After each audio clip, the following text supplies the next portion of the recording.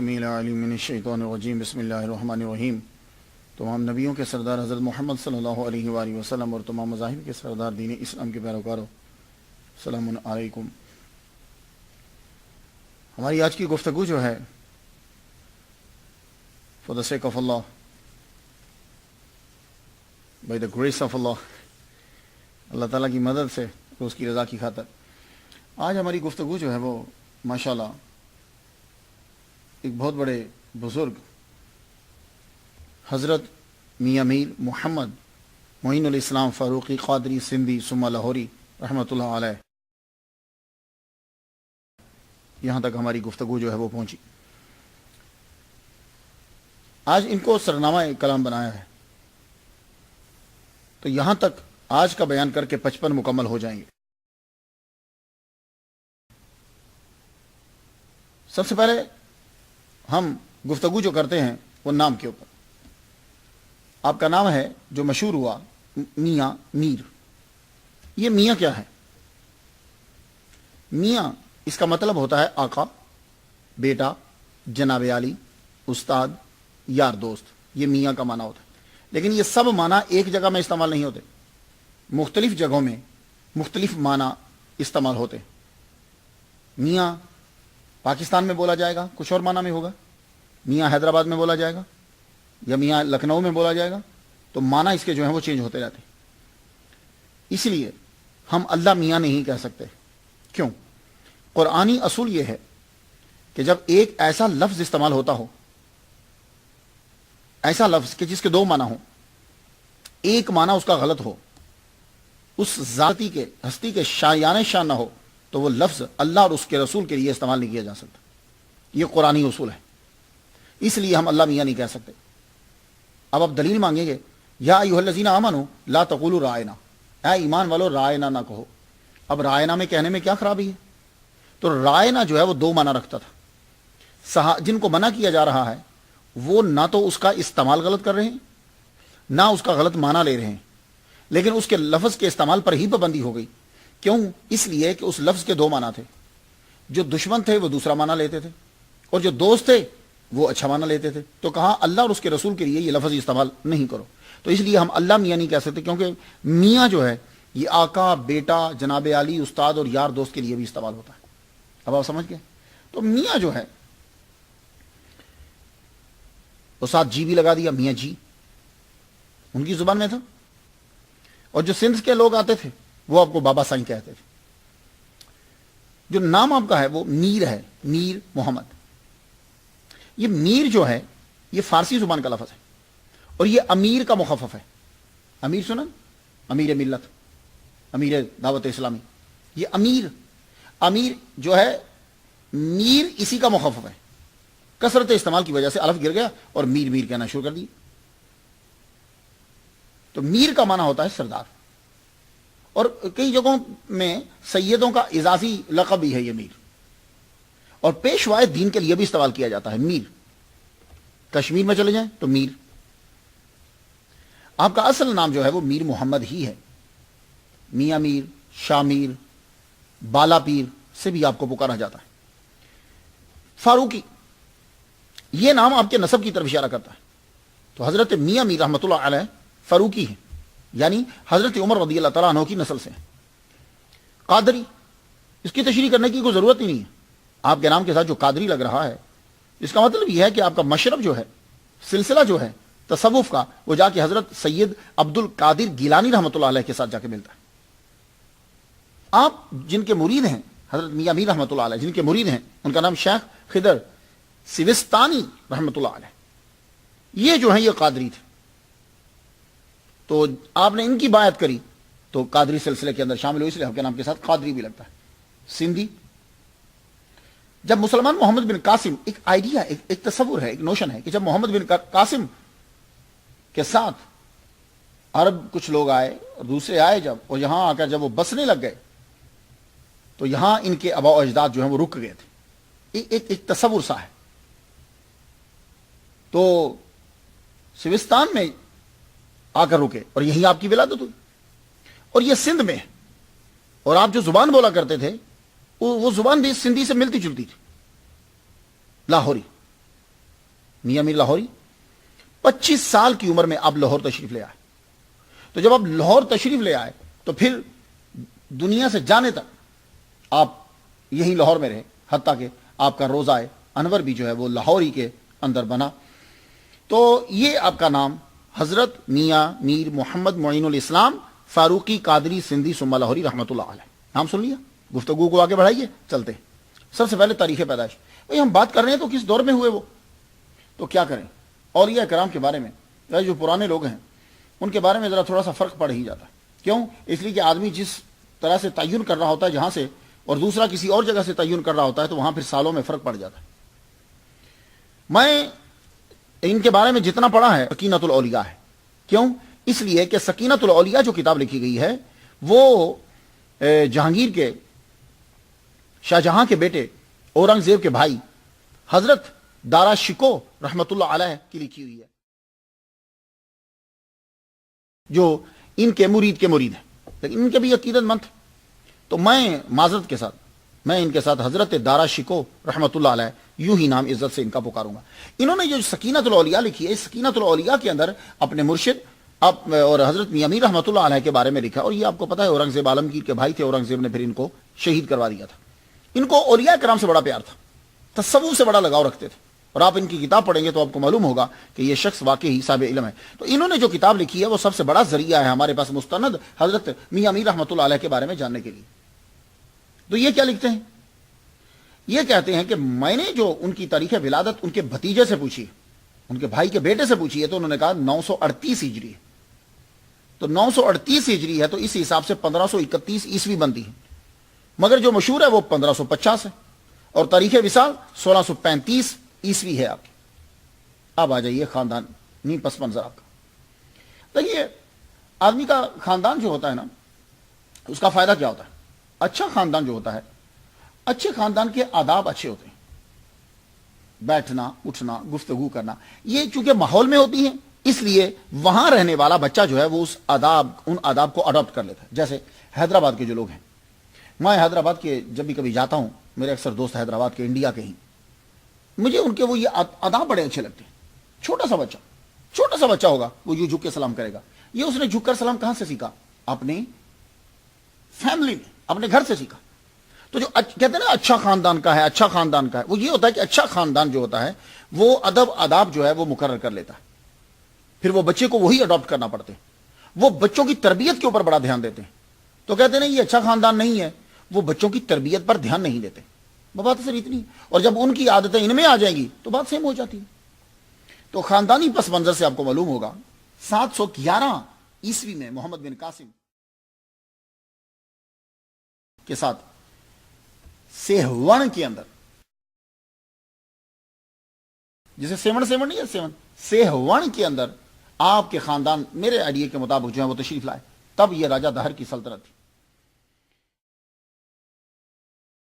آپ کے والد گرامی کا نام قاضی سائیں دتا ہے. فرق ہو سکتا ہے لیکن میں نے 2 3 4 5 جب کتابوں میں ایک ہی ساتھ پڑھا تو میں نے بیان کر دیا. قاضی سائیں دتا, اور دادا کا نام قاضی کلندر. یہ لفظ قاضی جو بتاتا ہے 2 طرح کے قاضی ہوتے ہیں. ایک تو وہ قاضی ہوتا تھا جو واقعی جج ہے, ایک قاضی وہ ہوتا تھا کہ اس کے خاندان میں جج ہے تو آگے لفظ قاضی استعمال ہونے لگے. لیکن ان ناموں سے مجھے یہ لگتا ہے, کیونکہ پرانے دور میں جو نام ہیں یہ لگتا ہے کہ ان کے ماں باپ پڑھے لکھے تھے, کہ والد گرامی بھی, دادا بھی جج اور والد گرامی بھی جج. یہ بھی ہو سکتا ہے کہ لقب پڑ گیا ہو قاضی کا, فیصلہ کرتے ہوں. تو میاں میر کی عمر 7 سال ہوئی تو والد گرامی کا سایہ اٹھ گیا. مشکلیں انسان کو اگر اس کو سہارا ہے اور رب تعالیٰ کی نظر کرم ہے اس کے اوپر, تو مشکلیں جو ہوتی ہیں وہ انسان کی خوبیوں کو اجاگر کر دیتی. 7 سال سے جب سایہ اٹھ گیا, اب ماں نے پالا. اس لیے کہتے ہیں کہ ماں جو ہے بچوں کے لیے جب لاتے ہو, یعنی بیوی جو تمہاری ہے, تو وہ صاحب علم ہونی چاہیے اور صاحب کردار ہونی چاہیے, کہ تمہاری عدم موجودگی کے اندر کمی محسوس نہ ہو, بچوں کی پرورش ٹکا کے کرے. اب یہ جو والدہ ماجدہ ہیں ولیہ کاملہ فاطمہ بنت قاضی قادر, یعنی ماں بھی ولیہ کاملہ اور پڑھے لکھے خاندان کی. پڑھا لکھا سے مراد علمی گھرانہ, یعنی قرآن اور حدیث اس کو علم کہتے ہیں, باقی تو سب ایسے ہی چلتا رہتا ہے. تو والد گرامی کہ جانے کے بعد اب ماں فاطمہ بنت قاضی قادر نے خوب پرورش کی، خاص توجہ دی۔ تو یہ جو میاں میر ہیں اللہ تعالیٰ سے مانگ کے لیا تھا، اسے انہیں مانگ کے لیا تھا آپ کی والدہ نے۔ اللہ تعالیٰ نے اور بھی بیٹے عطا فرمائے تھے، ٹوٹل 6 بچے آپ کے، قاضی بولن، قاضی طاہر، قاضی محمد، محمد معین الاسلام، اور 2 بیٹیاں بی بی جمال اور بی بی ہادیہ۔ اللہ نے بچے دیے تھے آپ کو۔ ایک دن اللہ سے دعا کرتی ہیں، یا اللہ تہجد کی نماز پڑھنے کے بعد اے اللہ مجھے ایسا بیٹا دے کہ جو ہمہ وقت تیری عبادت میں مشغول رہے۔ اللہ نے فرمایا جاتے، ہاتھی غیبی سے آواز آئی، تیری دعا قبول ہوئی۔ تو آخری بیٹا جو ہے وہ یہ، اور بیٹی جمال، یہ اللہ تعالیٰ نے عطا فرمایا، دونوں ہی ایک ہی طبیعت کے مالک حضرت میاں میر رحمۃ اللہ علیہ پیدا ہوئے۔ والد، اب والدہ نے پالا تو تصوف اور علم، یعنی علم ظاہری اور علم باطنی دونوں ماں کی طرف سے مل رہا، ابتدائی طور پر دونوں علم مل رہے۔ اور جب آپ نے بلوغت میں قدم رکھا، یعنی جب آپ بالغ ہونے کے بالکل قریب ہوئے، تو ایک دن والدہ کہنے لگی بیٹے جاؤ مرشد تلاش کرو۔ کہا ماں تو میں آپ سے سب کچھ سیکھ لیا نا۔ کہا نہیں بیٹے جاؤ مرشد تلاش کرو۔ تو کہا ماں میں کہاں تلاش کروں؟ کہا بیٹے تو چاہ، تیرے قدم خود ہی چل کے ادھر جائیں گے۔ کیا بات ہے۔ تو میاں میر رحمۃ اللہ علیہ فرماتے ہیں اس وقت یہ سہوڑ میں تھے، سوستان کے اندر۔ تو باہر نکلے تو کہتے ہیں جب میں باہر نکلا ہوں تو خود بہت میرے قدم جو ہیں وہ پہاڑی کی طرف چل پڑے، جہاں پہاڑی ہیں میں اس طرف چل پڑا۔ آپ کبھی سہوڑ شریف گئے؟ جائیے، اونچی اونچی جگہ، نیچی نیچی جگہ، کافی علاقہ۔ میں جب ادھر چلا تو میں دیکھتا ہوں یہ مجھے ایک تنور نظر آیا، جس کو تندور کہتے ہیں، تندور پہ روٹی، وہ اصل لفظ تنور ہوتا ہے۔ میں نے ایک تنور دیکھا، میں اس کے پاس کھڑا ہو گیا۔ ابھی دیکھیے نا، یہ پہاڑی ہے اور پہاڑی کے دامن کے اندر شہر سے بہت دور آپ کو ایک تنور نظر آتا ہے۔ اب کھڑے ہوئے، اسے دیکھنے لگے۔ اس کے اوپر پتھر تھا، آپ نے پتھر ہٹایا۔ پتھر جب ہٹایا تو دیکھا اندر جو ہے نا، وہ جیسے آگ، بجھی ہوئی آگ ہوتی ہے نا، ویسے نشان تھے۔ اور اتنی جگہ تھی اوپر بھی اور نیچے بھی کہ ایک آدمی اندر جا کر اس کے اندر ایک آدمی لیٹ سکتا ہے، یوں سمٹ کے، ایسی جگہ تھی۔ اس کے بعد کھڑے رہے، کہنے لگے آگ بھی کچھ تازہ محسوس ہوتی ہے، گرم ہے نا بھی جگہ، لگتا ہے یہاں کوئی بندہ رہتا ہے۔ تو کون رہے گا جنگل میں؟ ذہن میں آ کے ضرور کوئی ولی کامل یہاں رہتا ہے، کوئی بزرگ رہتا ہے۔ آپ بیٹھ گئے، 1 دن گزر گیا، 2 دن، تیسرا دن، 3 دن گزر گئے تو کیا دیکھتے ہیں، اور آپ اندر نہیں لیٹے، اندر نہیں لیٹے۔ کیوں؟ ہوا رات کو چلتی ہے، آپ کبھی پہاڑی میں جائیں تو رات کو ٹھنڈ ہو جاتی پہاڑی علاقے کے اندر۔ آپ اندر نہیں گئے، کیوں؟ کہنے لگے بے ادبی ہے، اگر یہ کسی بزرگ کی جگہ ہوئی تو میں اگر لیٹا تو بے ادبی ہو جائے گی، اور بنا اجازت کے کیسے لیٹ جاؤں؟ آپ باہر ہی بیٹھے رہے۔ جب وہ بزرگ تشریف لائے، آتے ساری جب ان کے اوپر نظر پڑی، نظر پڑتے ہی کہنے لگے میر محمد آ گئے تم؟ اللہ اکبر جل شانہ۔ اب آپ ذرا تصور کیجئے، آپ کسی دوسرے ملک میں جاتے ہیں، اجنبی ہیں، یا ایسے جنگل میں بیٹھے ہوئے ہیں، کوئی آدمی آتا ہے، آپ نے کبھی اس کو دیکھا ہی نہیں، ملاقات کبھی ہوئی نہیں، وہ آپ کا نام پکار دیتا ہے، آپ کے ابا کا نام پکار دیتا ہے، آپ کی کیا حالت ہوگی اس وقت؟ جب انہوں نے ان کا نام پکارا تو شکل تو دیکھ چکے تھے، پہچان کے کہ اللہ کا ولی ہے۔ لگے ہاں میر محمد تم ہوش میں ہو نا، تمہیں معلوم ہے ہم استغراق میں ہیں، ہمیں معلوم نہیں، ایسا ہی لگتا ہے جیسے ابھی گئے تھے اور ابھی آ گئے، اور یہاں 3 دن گزرے پڑے ہیں۔ کہنے لگے آؤ تمہارا ہی انتظار تھا۔ فوراً بیعت کر لی۔ بیعت کرنے کے بعد آپ نے ذکر اذکار بتائے اور کہا چلو اب پڑھتے جاؤ۔ اب ذکر اذکار جب بتا دیا، چند ہی دنوں کے اندر مقامات عالیہ تک پہنچا دیا۔ تو یہ کون تھی ہستی؟ اس بزرگ کا نام شیخ حضرت خضر سوستانی قادری رحمۃ اللہ علیہ، اللہ اکبر جل شانہ۔ اور جو ہی انہوں نے پیر نے ان کی جانب توجہ فرمائی، سید عبد القادر گیلانی رحمۃ اللہ علیہ شہنشاہ گیلان نے بھی توجہ فرما دی، اور جب شہنشاہ گیلان توجہ فرماتے ہیں تو سارے ولیوں نے ان کی جانب توجہ فرما دی۔ تو اب تو پرورش ایک دم سے ہونے لگ گئی، آپ نے چیزیں ان سے گین کرنا شروع کر دی۔ اور یہ جو بزرگ ہیں یہ اپنے پاس کسی کو آنے نہیں دیتے تھے، ایون کہ عمرا، حکما، فضلہ کوئی ان کے پاس نہیں آتا تھا۔ ایک دفعہ کیا ہوا کہ آپ پتھر کے اوپر لیٹے ہوئے کہ حاکم شہر، آپ شہر سے بہت دور رہتے تھے، حاکم شہر قریب آ گیا اور آپ پتھر پہ لیٹے ہوئے ہیں آنکھیں بند کر کے، وہ آ کے کھڑا ہو گیا۔ جب وہ جو ہی کھڑا ہوا سورج کی دھوپ جو تھی وہ رک گئی۔ آپ نے دیکھا کہ کسی کا سایہ مجھ پہ پڑا ہے، آنکھ کھولی، فرمایا کون ہو تم؟ کہا حضور میں حاکم شہر ہوں, کوئی خدمت ہو تو آپ مجھے بتائیے. فرمانے لگے جا ہٹ, تو اس سے کوئی خدمت کی ضرورت نہیں ہے, مجھے تیری ضرورت نہیں ہے, جاؤ دھوپ آنے دو مجھ تک, مجھے تم سے کوئی کام نہیں. تو یہی, اور آپ خود بھی سال میں 2 مرتبہ شہر جاتے تھے. لیکن میر محمد یعنی حضرت میاں میر رحمۃ اللہ علیہ کو اپنے پاس بٹھا لیا. کہنے لگے جانتے ہو کیوں؟ اس لیے کہ تمہارا فیض میرے پاس ہے. 10 سال تک پرورش کی. تو آپ وہاں سے چلے جایا کرتے تھے اپنی والدہ کو ملنے میں, پھر آ جاتے ان کے پاس رہتے. تو 10 سال تک جو ہے وہ ان کے پاس رہے. جب مرشد کا انتقال ہو گیا تو تب آپ نے سہون شریف کو چھوڑ دیا. تب آپ کی عمر 25 سال ہو چکی تھی. تو سہون شریف کو جب آپ نے چھوڑا تو سیدھا آپ لاہور آئے, اپنی والدہ ماجدہ سے اجازت لے کر آپ لاہور آئے. لاہور اس وقت علم کا مرکز تھا. لاہور بھی, لاہور تشریف لائے, فیملی چھوڑ دی اور پڑھنا چاہتے ہیں. اس دور میں جب لاہور میں آئے تو تلاشا کہ سب سے بڑا علامہ کون ہے اور سب سے بڑا حلقہ کس کا ہے. تو معلوم پڑا کہ علامہ سعد اللہ رحمۃ اللہ علیہ, ان کا حلقہ سب سے بڑا ہے, اور یہ علم ظاہر کے اندر اور علم باطن کے اندر, دونوں علوم کے اندر ان کو دسترس حاصل ہے. آپ ان کے حلقے کے اندر بیٹھ گئے. نیا نیا آدمی آتا ہے تو کون جانتا ہے, وہ تو آہستہ آہستہ وقت گزرتا ہے تو بتاتا ہے نا آدمی کون ہے. آپ بیٹھے, کتاب پکڑتے, چھوڑتے, تب جب ختم ہو جاتی, چند ہی دنوں کے اندر علامہ سعد اللہ کے عظیم مدرسہ کے عظیم حلقہ کے اندر پتا چلا یہی شخص عظیم ہے.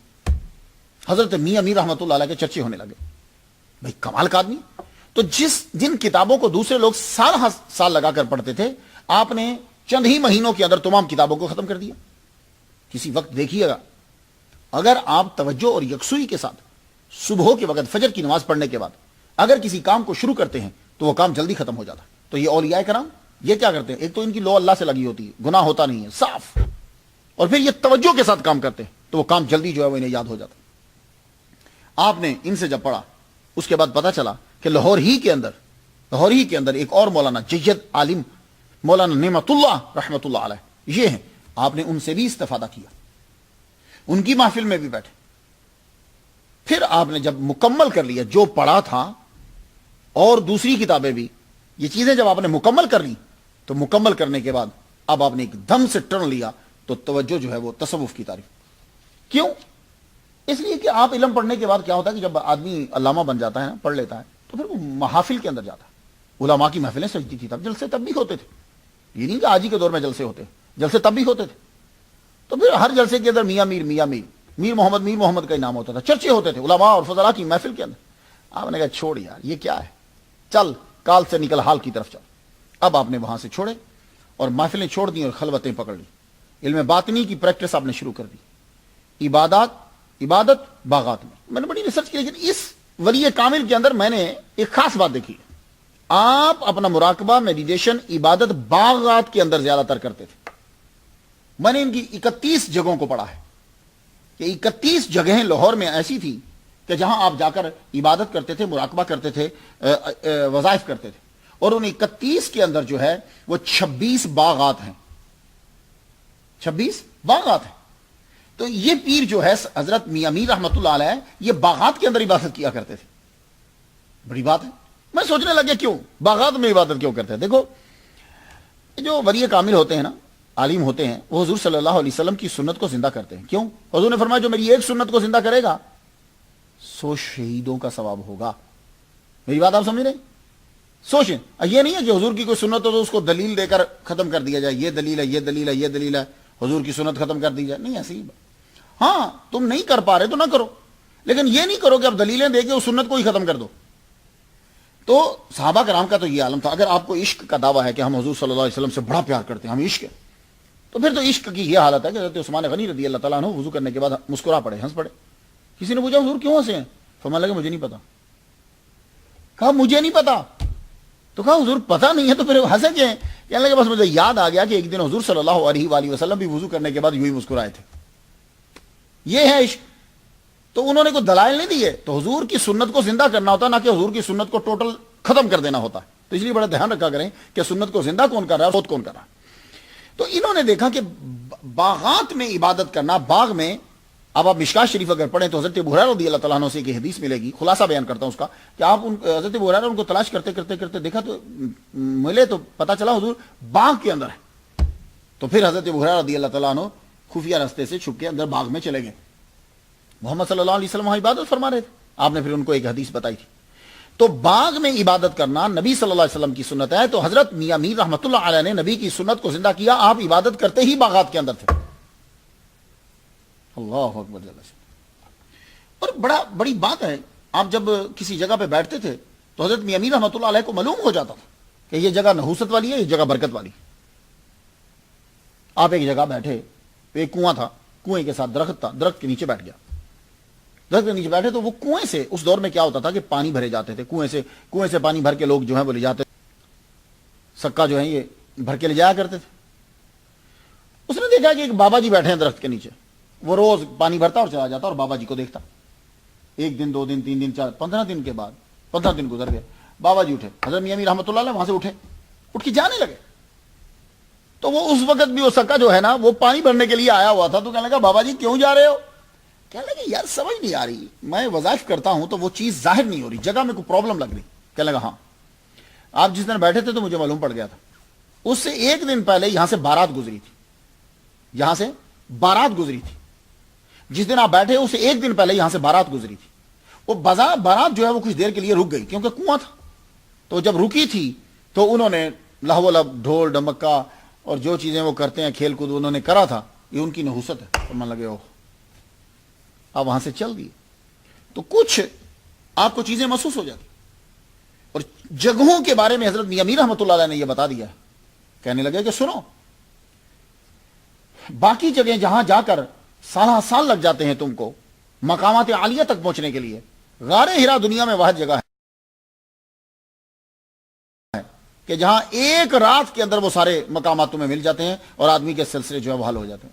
میں یہ پڑھ کر پہلی دفعہ میں نے پڑھا ہے کہ غار ہرا کے اندر اگر تم لوگ جا کر مراقبہ کرتے ہو، وہاں رات گزارتے ہو، تو جہاں سالوں تمہیں جو چیز سالوں کے بعد حاصل ہوتی ہے وہاں غار ہرا میں تمہیں ایک دن میں حاصل ہو جائے. یہ کس کی برکت ہے؟ محمد مصطفیٰ صلی اللہ علیہ وآلہ وسلم کی بیٹھنے کی برکت ہے. اللہ اکبر جل شان. حضرت میاں میر رحمۃ اللہ علیہ سوتے بہت کم تھے. کم سونا، کم کھانا، کم بولنا، یہ تو خیر بڑا مشہور ہے، لیکن یہاں کم سونا بڑا عجیب سا ہے. حضرت میاں میر رحمۃ اللہ علیہ کم کیسے سوتے تھے؟ جوانی کے اندر پوری رات میں ایک سانس لیتے تھے. یہ ذرا غور سے سننا، پوری جوانی میں ایک سانس لیتے تھے. اور جب بڑھاپے میں سونے لگے، یعنی پوری رات میں، جب سونے کا طریقہ یہ تھا کہ جوانی میں جب سوتے تھے تو پوری رات میں ایک سانس لیتے تھے، اور جب بڑھاپے میں آئے تو پھر 4 سانس میں پوری رات گزر جاتی تھی. آپ کہیں گے یہ کیسے؟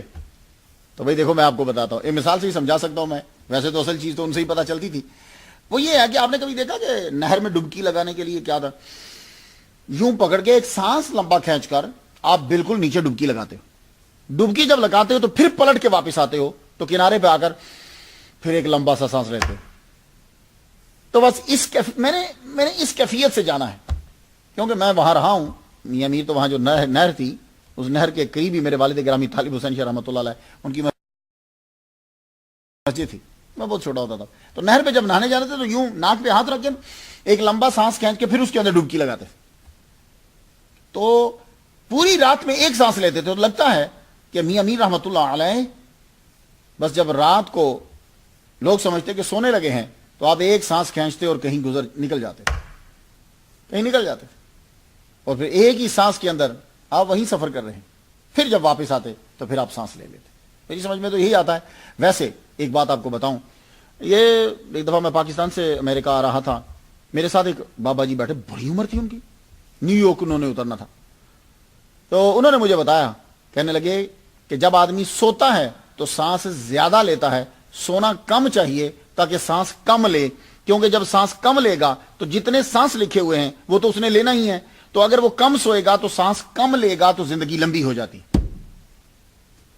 یہ وہ میرے ساتھ جہاز میں میرے ساتھ بیٹھا ہوا تھا، نیو یارک پھر ہوتا. اس نے بڑی باتیں کری، بہت باتیں اس نے مجھے بتائیں، لیکن یہ بات جو ہے نا مجھے ٹاپ کی لگی. تو کم سونا، حضرت میاں میر رحمۃ اللہ علیہ جو ہے وہ بہت کم سوتے تھے. لاہور آپ کافی عرصہ رہے، اب لوگوں کو مشہور ہونے لگے. آپ لاہور سے سر ہند چلے گئے. علم اور مجاہدات اور ریاضت کی بنا پر لاہور میں مشہور ہو گئے. اب آپ نے لاہور چھوڑ دیا اور سر ہند چلے گئے. یہ عام طور پر اس کو ہم سرہند بولتے ہیں نا, سرہند.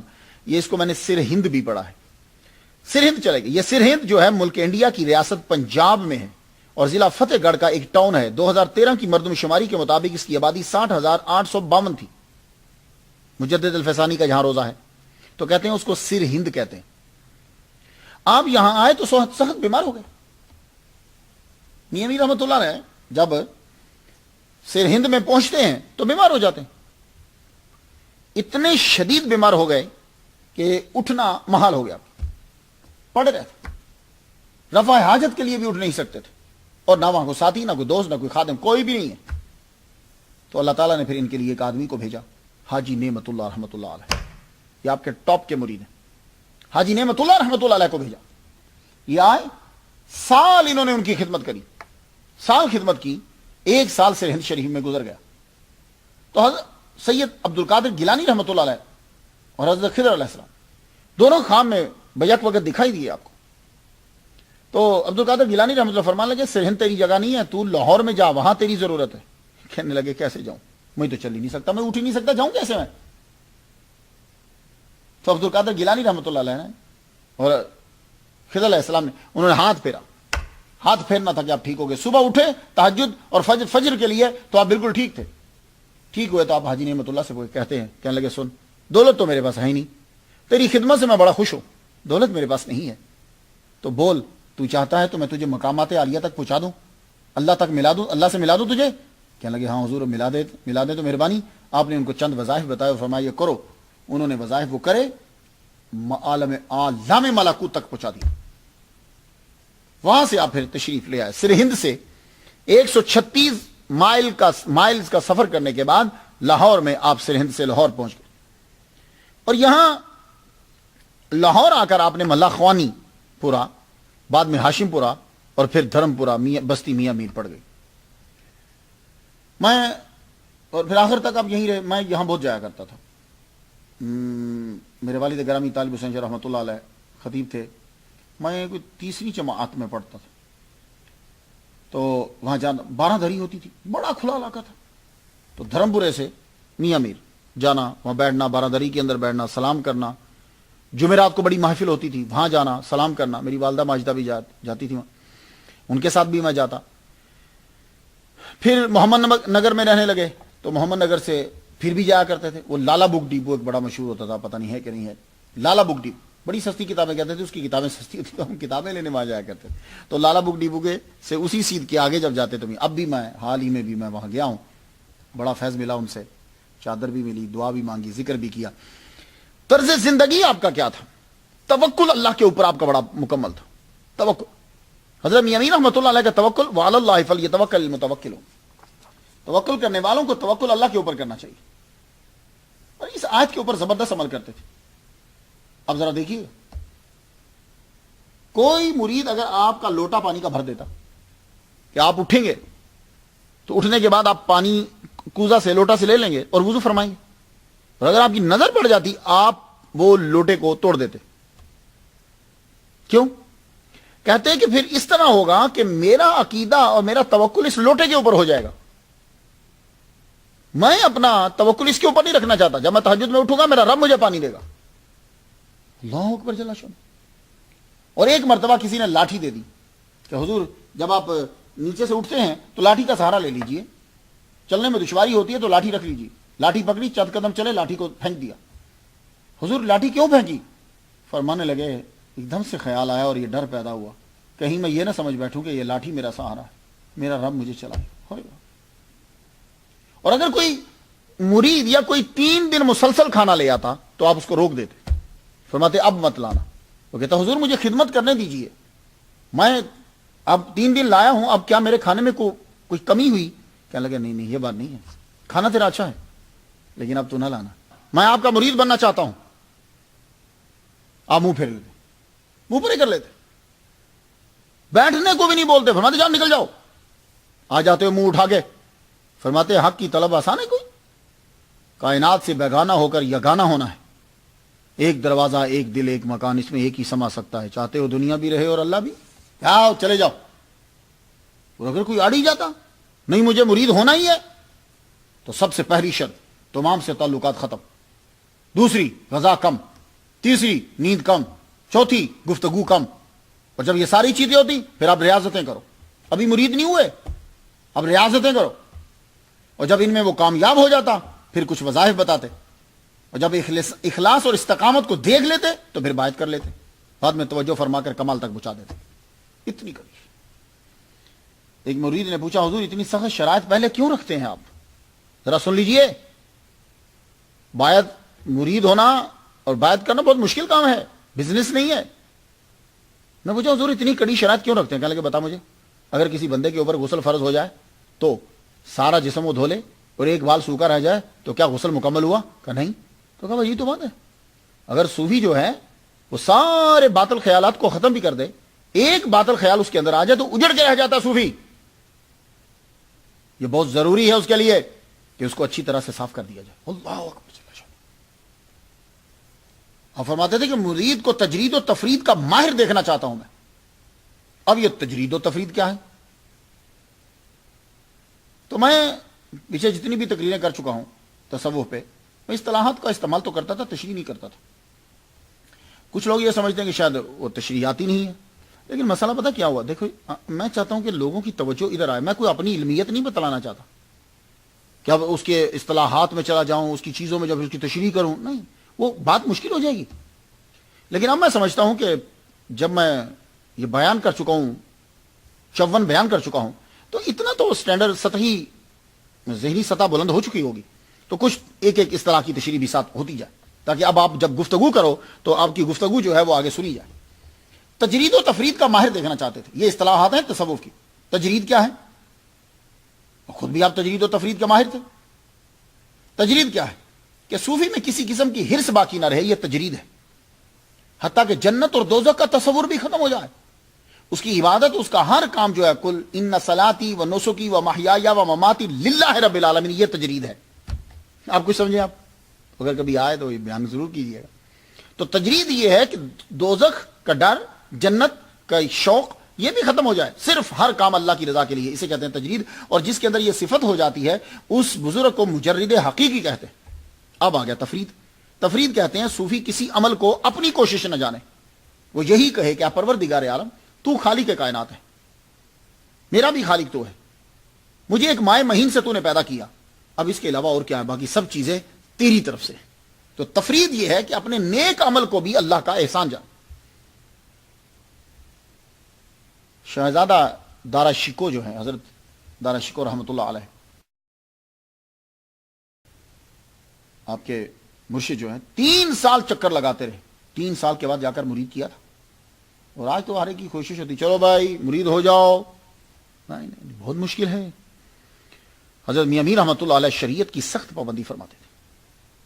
اولیاء کرام شریعت کے پابند ہوتے، لیکن ہر ایک آدمی یہ سمجھتا ہے کہ جو میں کر رہا ہوں وہ شریعت ہے اور جو دوسرا کر رہا ہے وہ شریعت کے ہٹ کے. شریعت کے پابند ہوتے. آپ فرماتے تھے شریعت کی پابندی سے باطن میں نور پیدا ہوتا اور نور کی برکت سے دل کا آئینہ صاف ہوتا ہے.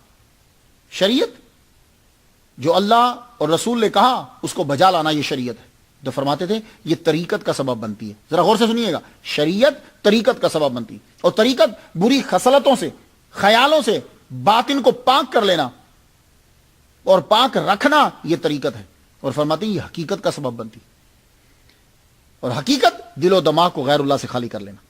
کہتے ہیں نفس کی اصلاح شریعت کرتی ہے، دل کی اصلاح طریقت سے ہوتی ہے، اور روح کی اصلاح شریعت اور طریقت پہ دوام سے حاصل ہوتی ہے. اللہ اکبر جل شانہ، اس کا نام حقیقت ہے. اور یہ ولی کامل زبردست ہوتے ہیں.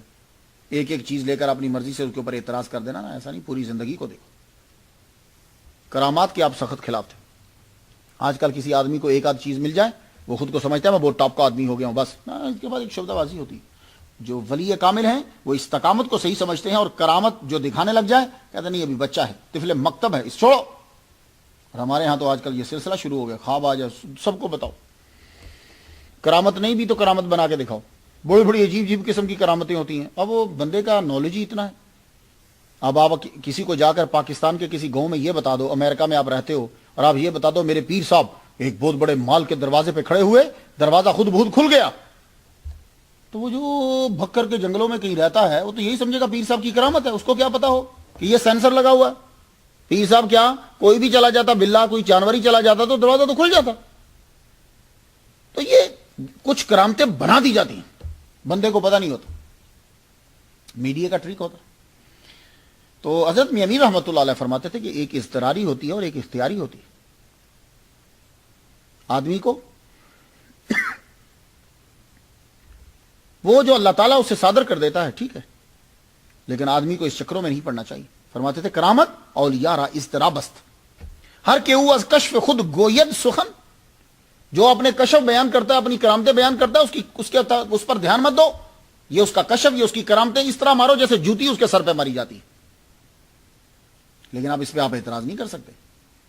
کب بیان کرنے کا مراد کیا ہے کہ وہ اپنی چیزیں خود سے لوگوں کو اس لیے بیان کر رہا ہے کہ لوگ میرے گرویدہ ہو جائیں، یہ ہے۔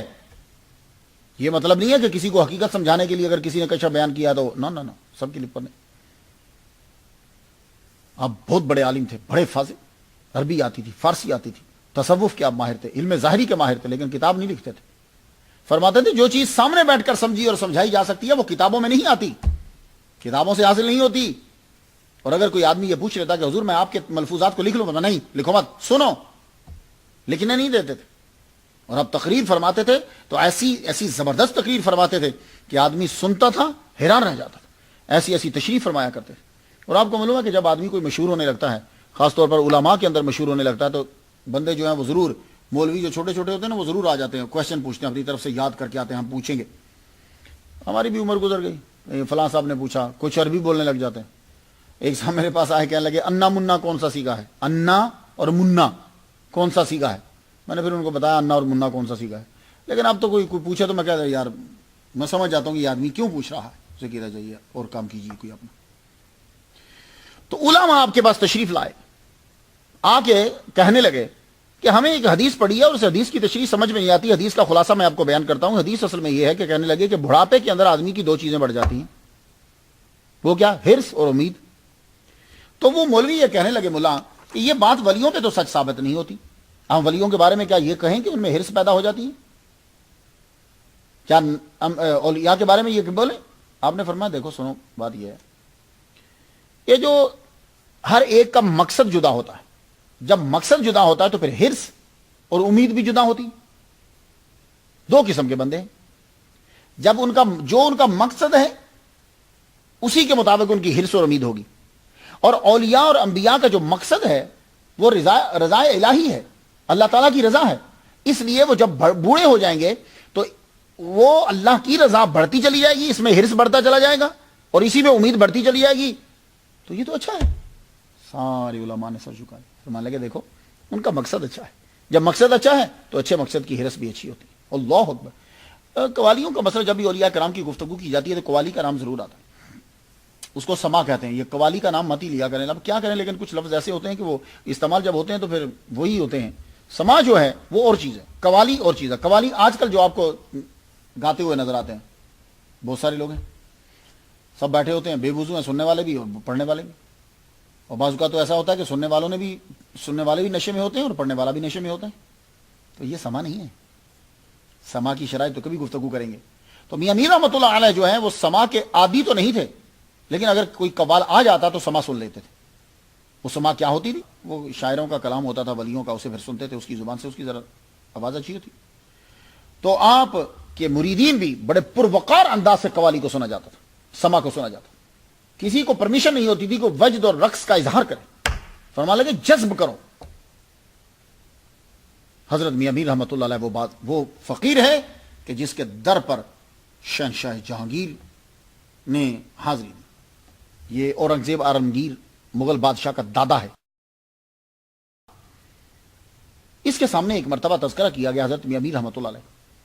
حضرت میاں امیر رحمۃ اللہ علیہ کا جب تذکرہ کیا گیا، اس کا شوق ہوا، شوق بڑھا کہ میں انہیں ملوں، لیکن یہ لاہور سے گزر چکا تھا۔ اس نے اپنا قاصد بھیجا اور قاصد سے کہا کہ جاؤ ان سے جا کے کھو۔ وہ قاصد جب پہنچا تو عرض کرنے کا حضور یہ پیام لایا ہوں میں بادشاہ کی طرف سے، بڑی بات ہے جہانگیر۔ اور پیام کیا تھا کہ حضور آپ کی شہرت بڑی سنی، ملنے کا شوق ہوا، مگر آپ کے بارے میں پتہ تب چلا جب میں لاہور سے گزر چکا تھا۔ حضور ملنے کا بڑا شوق ہے، واپس آ نہیں سکتا، معاملات بہت زیادہ ہیں، اگر آپ قدم رنجا فرمائیں تو میرے لیے سعادت ہوگی، بڑی مہربانی، اور یہ میں عاجزی سے اظہار کر رہا ہوں، یقین جانیے اگر لاہور میں پتہ چل جاتا تو میں خود قدم بوسی کے لیے خود آتا ہوں۔ یار لفظ کیا تھے، آپ چل پڑے، حالانکہ آپ کے اصول کے خلاف چل پڑے۔ اس نے غیر معمولی طور پر تعظیم کا اظہار کیا جہانگیر بادشاہ نے۔ آپ بیٹھے رہے، گفتگو ہوتی رہی، گفتگو ہوئی، اس قدر پرمغز گفتگو کی اور نصیحت آمیز گفتگو تھی۔ بولا حضور مجھے ساتھ رکھ لو۔ میں لگا نہیں، تجھے اللہ نے چنا ہے، عدل کر، عوام کا خیال رکھ، عدل و انصاف کو عام کر دے، تیرا یہ کام۔ جب چلنے لگے تو اس نے کچھ ہیرے جواہرات آپ کو دیے۔ جواہرات جب آپ کو دیے، آپ کھڑے ہو گئے تو کہنے لگے یار ہمارے نزدیک یہ ہیرے، یہ موتی، یہ سب کنکر کے برابر ہیں، پتھر کے کنکر ہیں۔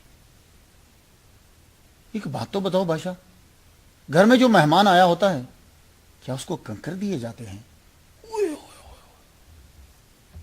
گھر آئے ہوئے مہمان کو کیا کنکر دیے جاتے ہیں؟ یہ رکھ لو، مجھے اس کی ضرورت نہیں۔ اس کے بعد اس نے اپنی وفات سے پہلے 2 خط لکھے عقیدت کا اظہار کر۔ تو جہانگیر کے بعد شاہ جہاں جو ہے وہ بادشاہ بنا۔ شاہ جہاں نے 2 مرتبہ حاضری دی ہے حضرت میاں میر رحمۃ اللہ علیہ کے دربار، 1 مرتبہ۔ اب اس حاضری کو بیان کرتے ہیں حضرت دارا شکو رحمۃ اللہ علیہ، جنہوں نے سکینۃ الاولیاء لکھی، جن کو اورنگزیب عالمگیر نے مار دیا، شہید کر دیا۔ حضرت دارا شکو کہتے ہیں، سکینۃ الاولیاء میں لکھتے ہیں کہ میں 2 دفعہ اپنے والد گرامی شاہ جہاں کے ساتھ حاضر ہوا۔ ہم 4 جو ہیں وہ ان کے حجرہ میں داخل ہوئے، لیکن وہ باقی جو تھے انہوں نے جوتے پہنے ہوئے تھے، میں نے نیچے ہی جوتا اتار کے چھپا دیا، نیچے رکھ دیا، میں ننگے پاؤں اوپر چڑھ گیا۔ اوپر جب میں گیا، گفتگو ہوئی، میرے والد گرامی کو نصائح کی، بادشاہوں کا فرض ہے عوام کا خیال رکھے، حالات سے باخبر رہے اور ملک کو ہر طرح کے دشمنوں سے محفوظ رکھے۔ شہزادہ دارا شکو کہتے ہیں کہ ایک مقصد یہ تھا آنے کا، میں بیمار بڑا رہتا تھا، مجھے شفا نہیں ہوتی تھی، میرے ابا نے بڑے طبیبوں کو بلایا، ٹھیک ہے ہم خود بادشاہی خاندان کے ہیں، طبیبوں کی کوئی کمی ہے، لیکن مجھے شفا نہیں ہو رہی تھی، تو میرے ابا مجھے حضرت میاں میر رحمۃ اللہ علیہ کے پاس لے، تو وقت ہندوستان کا بادشاہ اپنے بیٹے کو لے کر آیا حضرت میاں میر رحمۃ اللہ علیہ کے پاس کہ میرے بیٹے کو شفا نہیں ہوتی، دعا کیجئے۔ تو یوں ہاتھ پکڑا حضرت دارا شکو رحمۃ اللہ علیہ، شہزادہ کہتا ہے کہ میرا ہاتھ پکڑ کے کہا جی یہ میرا بیٹا ہے، اسے شفا نہیں ہو رہی۔ حضرت میاں میر رحمۃ اللہ علیہ نے مٹی کا پیالہ منگوایا، اللہ اکبر جل شانہ، مٹی کا پیالہ منگوایا۔ کیسی سنت ہے کہ جو زندہ کی جا رہی، مٹی کا پیالہ منگوایا، پانی اس میں ڈلوایا اور آپ نے دم کر کے فرمایا یہ پی لو، پیا، جاؤ۔ 7 دن گزرے تھے کہ اللہ تعالیٰ نے شفا عطا فرما دی۔ پھر اس نے دارا شکو نے لکھا کہ مجھے دعا کیجیے حضور مکمل شفا ہو جائے۔ آپ نے فرمایا فلاں دن فلاں وقت تجھے مکمل طور پر شفا ہو جائے گی، اللہ اکبر جل شانہ۔ دوسری بار جب شاہ جہاں آیا، ہندوستان کا بادشاہ، تو اب مولوی صاحب کے ساتھ آیا، جانتے ہو کون؟ مولانا عبدالحکیم سیالکوٹی رحمۃ اللہ علیہ۔ یہ نقشبندی تھے، مجدد الفسانی کی جانب ان کا جھکاؤ زیادہ تھا، اور مجدد الفسانی اس دور میں نقشبندیوں کا توتی بولتا تھا، کیونکہ گورنمنٹ جو ہے وہ نقشبندیوں کی فیور میں تھی۔ تو عبدالحکیم سیالکوٹی کے ساتھ شاہ جہاں جو ہے وہ حضرت میاں میر رحمۃ اللہ علیہ کے پاس پہنچا۔ تو آپ کو پتا ہے کہ مولوی مولوی ہوتا ہے، صوفی صوفی ہوتا ہے۔ تو گفتگو شروع ہوئی تو مولانا نے کوئی طنز لگائی، میاں میر شروع ہو گئے، فرمانے لگے سنو، اللہ تک پہنچنے کے 2 راستے ہیں، جذب اور سلوک۔ جذب کیا ہے کہ یکلخت رب کھینچے اپنے پاس بلا لے، مجذوب ہوتے نہیں، اور سلوک کیا ہے؟ فرمانے لگے بندہ مجاہدہ کرے، ریاضت کرے، جنگلوں بیابانوں میں جائے، مراقبے کرے، وظائف کرے، خلوت میسر ہو اور عبادت کرے۔ مولوی صاحب نے نقطہ پکڑ لیا، کہنے لگے ہیں بیابانوں میں نکل جائے، باغات میں نکل جائے، بھائی جماعت تو چھوٹ جائے گی نا، نماز تو جماعت سے پڑھنی چاہیے۔ آپ نے فرمایا مولوی صاحب حضور کی حدیث آپ کو یاد ہوگی، لا صلاۃ الا بحضور القلب، کہ نماز قلب کے حضور، یعنی حضوری قلب کے بنا نماز نہیں ہوتی، دل حاضر نہ ہو نماز نہیں ہوتی۔ لیکن مولوی صاحب کہیں ایسا ہے کہ جماعت نہ ہو تو نماز نہیں ہوتی؟ ہاں ثواب کم ہو جائے گا۔ تو مولانا دل کا حاضر ہونا، قلب کی حضوری ضروری ہے، وہ نہیں ہوگی تو نماز نہیں ہوتی۔ تو سنو، جب خلوت ہوتی ہے نا تو خلوت میں حضوری قلب ہوتا، اور جب قلب کو حاضری ہوتی ہے نا تو پھر جماعت ہو جاتی ہے مولانا، وہی تو جماعت سب سے اعلیٰ ہوتی ہے۔ کہا اس سے بڑھ کر جماعت کیا ہوگی کہ جب خلوت میں رب سے اس کا تعلق برقرار ہو جائے. اور پھر کہا مولانا ہم جب جنگلوں میں نماز ادا کرتے ہیں تو اکیلے نہیں کرتے, نماز کا جب وقت ہوتا ہے تو رجال الغیب آ جاتے ہیں, کبھی آنا تو میں نماز پڑھائیں گے. بادشاہ نے آپ کو ایک دستار پیش کی اور ایک تسبیح دی. یہ دستار کیا ہوتی ہے؟ دستار ہمارے استاد دیتے ہیں, دستار ہمارے پیر دیتے, یہ پگڑی ہمارے پیر مرشد دیتے. مجھے جب شیخ الاسلام سید مدنی میاں مدث اللہ علیہ انہوں نے جب خلافت دی تھی امریکہ کے اندر 2001 میں, سنڈے تھا, شہنشاہ ہوٹل کے اندر انہوں نے مجھے خلافت دی, دستار عطا فرما, وہ ابھی تک میرے پاس پڑی. میرے والد گرامی طالب حسین شاہ رحمۃ اللہ علیہ نے خلاف دستار میرے پاس ابھی تک پڑی ہوئی. تو یہ دستار کیا ہوتی ہے کہ فضیلت کو بڑھانے کے لیے ہوتی ہے, علم میں یا روحانیت میں. آپ نے فرمایا تیرے سے دستار کس لیے لوں؟ دستار تو واپس رکھ, تسبیح لے لی. تسبیح لے کر اسی کے بیٹے کو دے دی, دارا شکو کو آپ نے دی. اللہ اکبر جل شان. دارا شکو جب دوسری مرتبہ آیا تھا یہ شہزادہ, تو اس وقت حضرت میاں میر رحمۃ اللہ علیہ جو ہیں وہ لونگ چبا رہے تھے, کوئی مسئلہ ہوگا تو لونگ چبانے کے بعد نیچے پھینک دیتے. تو ہندوستان کے بادشاہ کا بیٹا اورنگزیب کا بھائی وہ لونگ اٹھا کر اپنے منہ میں ڈال لیتا تھا. تو سکینۃ الاولیاء میں لکھتے ہیں کہ میں اس کو جب کھاتا گیا تو میں لونگ جب منہ میں ڈالتا تھا تو میں تمہیں کیا بتاؤں کہ کیا بلندی مجھے ملتی تھی. زبان کو بیان ملا اور دل کو ایمان ملا, وہ اسرار و رموز کھلے کہ بیان سے باہر ہے. اور جب سب حجرے سے باہر آئے تو شہزادہ نے قدموں پہ سر رکھ دیا اور پہنچوں. اس لیے شہزادہ دارا شکو کو وہ مقام مل گیا تصوف کے اندر, ولیوں کے اندر. اورنگزیب نے یہ سمجھا کہ شاید میں نے سلطنت حاصل کر لی ہے, دارا شکو کو قتل کر کے, بھائی کو مار کے, باپ کو مار کے. نہیں, دارا شکو رحمۃ اللہ علیہ کا نام آج بھی زندہ ہے. اللہ تعالیٰ نے جب کسی کو کوئی شہرت دیتا ہے تو پھر سب لوگ قریب آتے ہیں. حضرت میاں میر رحمۃ اللہ علیہ کو اللہ تعالیٰ نے بڑی شہرت دی. ظاہر ہے جس کے دربار کے اوپر بادشاہ آ جائے گا اور کیا چاہیے, اور کیا چاہیے. دنیا والوں کے لیے تو اتنا ہی کافی ہے کہ ہمارے مرشد کے پاس ہندوستان کا بادشاہ آ گیا. تو گولڈن ٹیمپل سری ہری مندر کہتے ہیں کہ اس کی بنیاد بھی حضرت میاں میر رحمۃ اللہ علیہ نے رکھی. سکھوں کا سب سے بڑا مرکز جس کو اندرا گاندھی نے تباہ کر دیا تھا, امرتسر کے اندر گولڈن ٹیمپل, کہتے ہیں کہ اس کی پہلی اینٹ جو ہے وہ آپ نے رکھی. کچھ اس طرح بیان کیا جاتا ہے کہ گرو ارجن دیو نے 1588 میں آپ کو دعوت دی کہ ہمارے اس مرکز کی بنیاد آپ رکھی. آپ گئے امرتسر اور وہاں جا کر آپ نے اینٹ رکھی. لیکن اب موجودہ سکھوں نے کچھ نے آ کر اس کو متنازع بنا دیا, کہنے لگے نہیں ایسی بات نہیں ہے, اینٹ میاں میر رحمۃ اللہ علیہ نے نہیں رکھی, مسلمان نے ہمارے گولڈن ٹیمپل کی اینٹ نہیں رکھی, بنیاد نہیں رکھی. گرو پرتاپ سوراج کہتے ہیں کہ پہلی اینٹ گرو ارجن نے رکھی. ستبیر سنگھ کا کہنا ہے کہ بوٹے شاہ وہ پہلے ہیں رائٹر جنہوں نے سکھوں کی ہسٹری فارسی میں لکھی تھی, تو انہوں نے اس کے اندر لکھ دیا کہ میاں میر نے سکھوں کے گردوارہ جو ہے سب سے بڑا, اس کی اینٹ انہوں نے رکھی. تو باقی تمام نے ان کی پیروی کر دی. پیارا سنگھ پدم نے لکھا ہے کہ یہاں میاں میر کی عمر جو ہے, وہ لکھتے ہیں کہ میاں میر کی عمر جو ہے وہ 36 سال تھی. تو 36 سال کا بندہ اینٹ رکھے گا, یہ انہوں نے غلط کہا ہے, کیونکہ آپ کی تاریخ ولادت جو ہے وہ 1531 ہے اور سری ہری مندر کی اینٹ 1588 میں رکھی, تب آپ کی عمر 57 سال تھی اس وقت.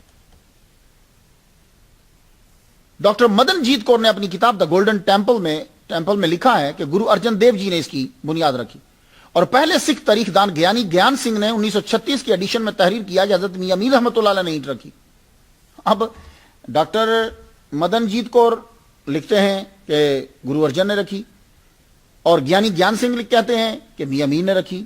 تو کچھ کہتے ہیں رکھی, کچھ کہتے ہیں نہیں رکھی. تو پتہ یہ چلا کہ رکھی نہ رکھی جب چل رہا ہے کام, تو اصل میں حضرت میاں میر رحمۃ اللہ علیہ نے رکھی ہے. بس یہ ہے کہ وہ جدید جو مورخ ہیں ان کو ہضم نہیں ہو رہا, اور وہ نہیں چاہتے کہ ایک مسلمان کا نام ہمارے مرکز کے اندر شامل حال ہو جائے. لیکن ایسا بھی ہو سکتا ہے, وہ اصل میں 5 اینٹیں تھی بنیاد کی, ہو سکتا ہے ایک ہی انہوں نے رکھی ہو, ایک گرو ارجن دیو نے رکھی ہو, یا پہلے گرو ارجن دیو نے رکھی ہو, بعد میں حضرت میاں میر رحمۃ اللہ نے رکھ دی. تو جس نے دنیا میں آنا ہے پھر اس نے آخر جانا بھی ہے. آپ کے قدم مبارک زخم کی وجہ سے درد رہنے لگا, اور درد کی وجہ سے کھڑا ہونا مشکل ہو گیا. آپ بیٹھ کر نماز پڑھتے, نظر کمزور ہوگی, اور آخری عمر میں تو اتنی کمزور ہوئی, کہتے ہیں کہ آنکھ آپ بند رکھتے تھے. لیکن حضرت دارا شکو رحمۃ اللہ علیہ کہتے ہیں کہ آنکھ کمزور نہیں تھی, آپ کو سب نظر آتا تھا. آنکھ بند اس لیے رکھتے تھے کہ جمال مطلق کی تجلی جب پڑتی تھی تو پھر آپ کا من نہیں چاہتا تھا کہ میں اس تجلی سے نکل کے دنیا کی کسی چیز کو دیکھوں، آپ اپنی آنکھ کو بند رکھا کرتے تھے. یہ حضرت دارا شکو کہتے. اللہ، آپ کی دردیں جسم زخم ہر وقت رہتے. کیوں؟ اس لیے کہ یہ حضرت ایوب علیہ السلام کی صفت کے اوپر تھے.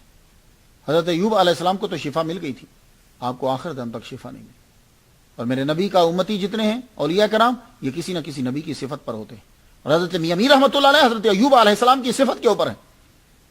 جسم مکھیاں جسم پہ بیٹھی رہتی تھی، مکھی جسم میں درد ہے. عام طور پر جو تاریخ ولادت ہے وہ 1550 اور تاریخ وصال 1635 لکھی جاتی ہے. اس حساب سے تو آپ کی عمر ٹوٹل 85 سال بنتی ہے. لیکن دارا شکو کی بات معتبر ہے، کہتے ہیں کہ میں آخری عمر میں آپ کے پاس پہنچا تو تب عمر 100 کی قریب ہوگی. 100 کے قریب ہوگی.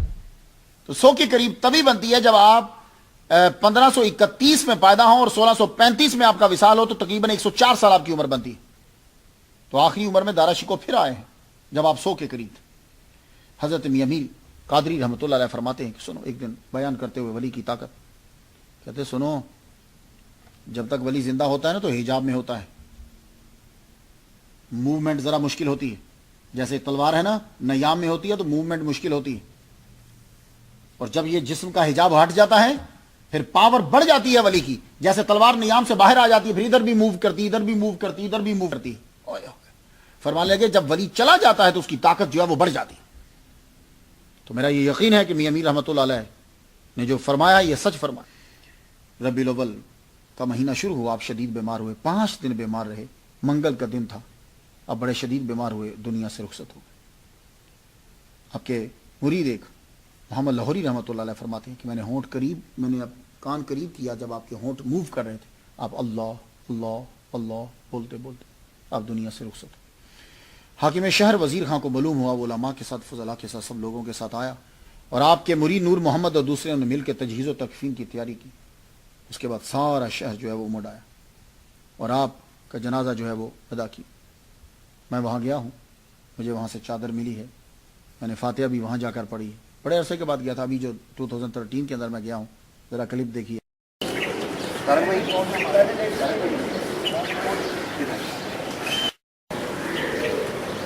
ادھر بارہویں جدی پھاڑ کے نا 40 روپے کا پا دینا.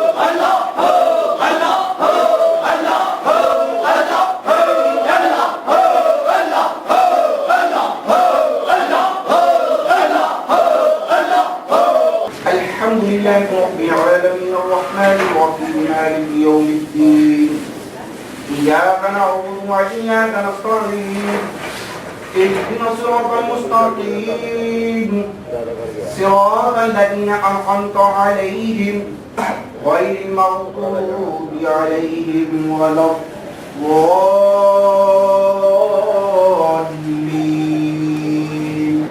اللهم صل على سيدنا محمد وعلى محمد وعلى محمد وسلم محمد وبارك وسلم. يا رب لك الحمد كما ينبغي لجلال وجهك وعظيم سلطانك يا ارحم الراحمين. ہمارے اس حاضری کو بھی بارگاہ میں اللہ قبول فرما لے. ہم نے جو کچھ پڑھا تیری بارگاہ میں پیش کرتے ہیں, جو تو ثواب عطا کرے گا بڑے رسول کی بارگاہ میں پیش کرتے ہیں. قبول فرما. انبیاء و مرسلین کی بارگاہ میں پیش کرتے ہیں. قبول فرما. حضور کے ماں باپ کی روح کو ثواب دیتے ہیں. قبول فرما. حضور کے صحابہ اور آل کی روح کو ثواب دیتے ہیں. قبول فرما. خصوص بالخصوص یہ اللہ تعالیٰ میاں امیر رحمۃ اللہ کی روح کو ثواب دیتے ہیں. قبول فرما. ہم آپ کے دربار سے حاضر ہوئے. بادشاہ آپ کے مرید تھے, دارا شکو آپ سے فیض لیا کرتا تھا. شاہ عبدالحق محدث دہلوی رحمہ اللہ آپ کے دروازے پہ آیا کرتے تھے. بڑے بڑے اولیاء کرام اور بڑے بڑے بادشاہ اور بادشاہوں کے بیٹے آپ کے دروازے پہ آ کے بھیک مانگا کرتے تھے. ہر ایک اپنی استطاعت کے مطابق فیض لیتا تھا. ولی کبھی مرتا نہیں ہے, ولی ہر وقت زندہ رہتا ہے. ولی کا فیض ہر آن جاری ہے. ہم بھکاری ہیں اور آپ حضرت عمر فاروق کی اولاد میں سے ہیں. حضرت عمر فاروق رضی اللہ تعالیٰ عنہ کا صدقہ ان سب کو فیض عطا فرمائیے. آپ کا فیض جاری و ساری تھا. کیا ہندو, کیا سکھ, کیا مسلمان, سب آپ سے فیض لیتے تھے. ہم لوگ بھی آپ کے در پہ آئے ہیں. اللہ تعالیٰ سے ہم پہ بھی نظر کرم ڈلوائیے. اللہ تعالیٰ آپ پر کروڑوں رحمتیں نازل فرمائے اور آپ کا فیض جاری و ساری رہے. جتنے بھی آئے ہیں ہم دعا مانگتے ہیں کہ اللہ سے دعا کیجیے ہمارے لیے. اللہ دونوں جہاں میں بھلائی عطا فرمائے. ذلت و رسوائی سے یا اللہ بچانا اس بڑی کے صدقے سے. اور یا اللہ تعالیٰ لا الہ الا اللہ محمد رسول اللہ, یہ ہم تیرے پاس امانت رکھتے ہیں اور جب ہم مرنے لگیں تو ہمیں واپس عطا کر دینا. ہمارے پروردگار عالم جتنے بھی بیکاری یہاں ہیں سب پہ کرم فرما. صلی اللہ علیہ وسلم محمد و آلہ وصحبہ.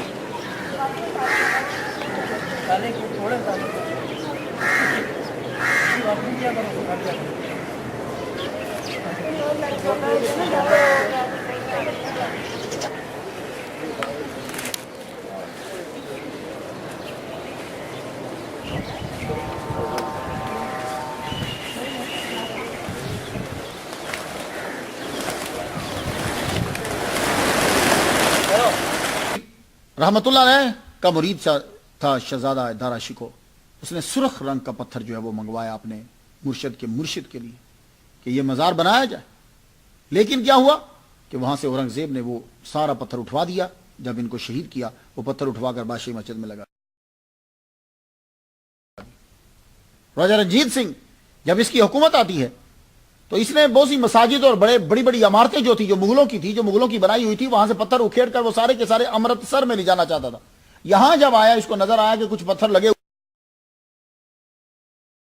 ہوئے ہیں تو یہ پتھر جب اکھیڑنے لگا تو اس کی بہت محبوبہ گھوڑی تھی جس پہ بیٹھتا تھا لیلا, اڑی کری ایک دم سے نیچے گرا دی. یہ نیچے گرا, بے ہوش ہو گیا. جب اٹھا تو کہنے لگا آج تک ایسا ہوا نہیں ہے, میری گھوڑی نے کبھی مجھے گرایا نہیں ہے, لگتا ہے کہ مجھ سے کوئی غلطی ہوگی. پھر اس نے خود 500 اس دور کا جو سکہ تھا وہ استعمال کیا اور استعمال کر کے حضرت میاں امیر رحمۃ اللہ علیہ کے مزار کو جو بنایا. میں تو فاتحہ پڑھ چکا ہوں, آپ لوگ بھی ان کے لیے ضرور فاتحہ پڑھیے. اجازت دیجیے. وآخر دعوانا الحمدللہ رب العالمین.